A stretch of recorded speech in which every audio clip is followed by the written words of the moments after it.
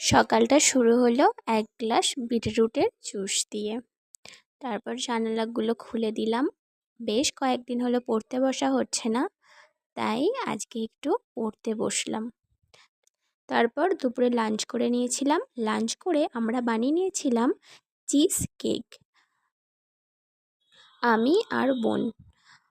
তোমরা যদি এই চিজ কেকের রেসিপিটা জানতে চাও আমাকে কমেন্টে জানিও, আমি তোমাদেরকে রেসিপিটা শেয়ার করব।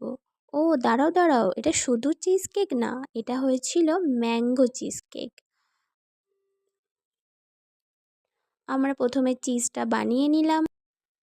এই যে আমাদের চিজ বানানো কমপ্লিট। তারপর ম্যাঙ্গোটা পেস্ট করে নিয়ে চিজে দিয়ে দিলাম। কেকটা বোন বানিয়েছিল। তোমরা কি এরকম ম্যাঙ্গো চিজ কেক বানিয়েছো নাকি? যদি বানিয়ে থাকো আমাকে জানিও।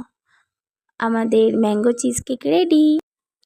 তারপর গিয়ে দেখি আকাশে ভীষণ মেঘ করেছে আর বৃষ্টি পড়তে শুরু করে দিয়েছে। আমি সব জামা কাপড় তুলে নিলাম। সন্ধ্যায় ফুচকা খাওয়ার ক্রেভিং হচ্ছিল, তাই বাড়িতেই ফুচকা বানিয়ে নিলাম।